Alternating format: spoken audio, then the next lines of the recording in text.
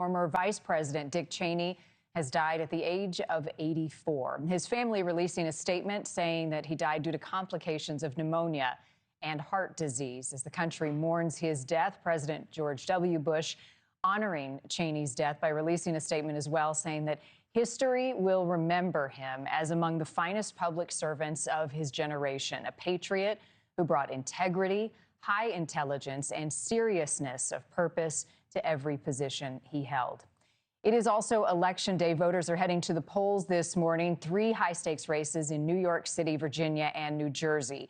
Candidates are casting their ballots right now. In 2006, notably, Dick Cheney stressed the importance of voting by saying democracy starts with citizens casting their votes, but that is only the beginning. We're covering all of this for you this morning, starting with Washington Bureau Chief Mike Viqueira on the passing of Dick Cheney. Good morning to you. How would you characterize his career as a politician and his legacy this morning?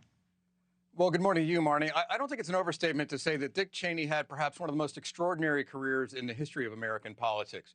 Here's an individual who came from Wyoming, started working in the White House in the 70s, and lo and behold, he becomes the chief of staff to Gerald Ford in the mid-70s. You know, it's often said, Marni, that the chief of staff is the second most powerful person in Washington after the president, because the chief of staff is by the president's side when he's making decisions, when he's seeking counsel, all of the time, 24/7.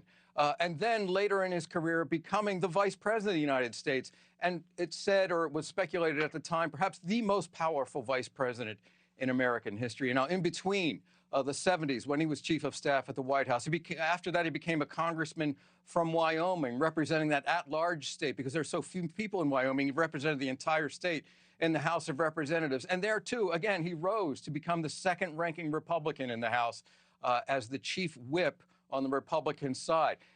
While he was a member of Congress, he was plucked by H.W. Bush, who succeeded Ronald Reagan in the White House, to become the Secretary of Defense. And, of course, a tumultuous tenure as Secretary of Defense. It was when Saddam Hussein invaded Iraq. A line in the sand was drawn, in the famous words of George H.W. Bush.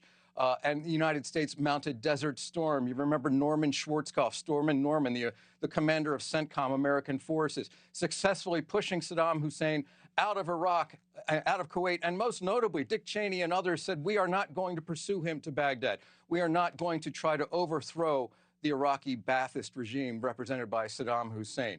After George H.W. Bush lost the '92 election to Bill Clinton, he went into private enterprise, was part of Halliburton, the well-known company, served in sort of establishment roles on the Council of Foreign Relations and others.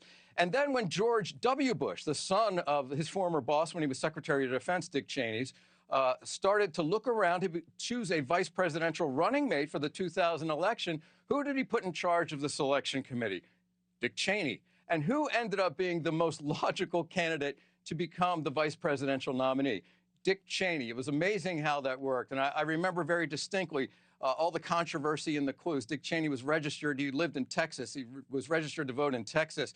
You can't have a president and a vice president from the same state. That's in the Constitution.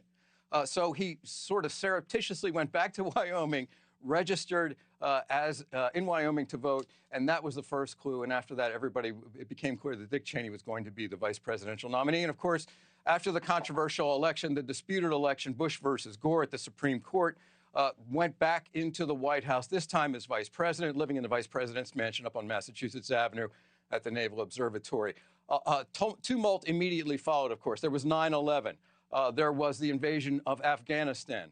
And then, most controversially, it turns out, mounting that invasion, a second invasion of Iraq, this time reversing his earlier position from Desert Storm and advocating for the overthrow of Saddam Hussein on the premise that turned out to be false, that he possessed weapons of mass destruction. That war, as we know, dragged on. Nonetheless, Bush and Cheney were reelected in 2004 over John Kerry. Then came some advances by many of the forces, the Shia forces inside Iraq. Remember the Golden Triangle, Fallujah, the surge, very controversial. The war became very, very unpopular. And in 2008, the House of Representatives, in a sweep by Democrats, became majority Democrats, largely owing to public dissatisfaction for the war that Dick Cheney and George W. Bush oversaw. Thank you for watching. Subscribe below and download our NewsNation app right now on your phone, and you will get fact-based, unbiased news for all Americans.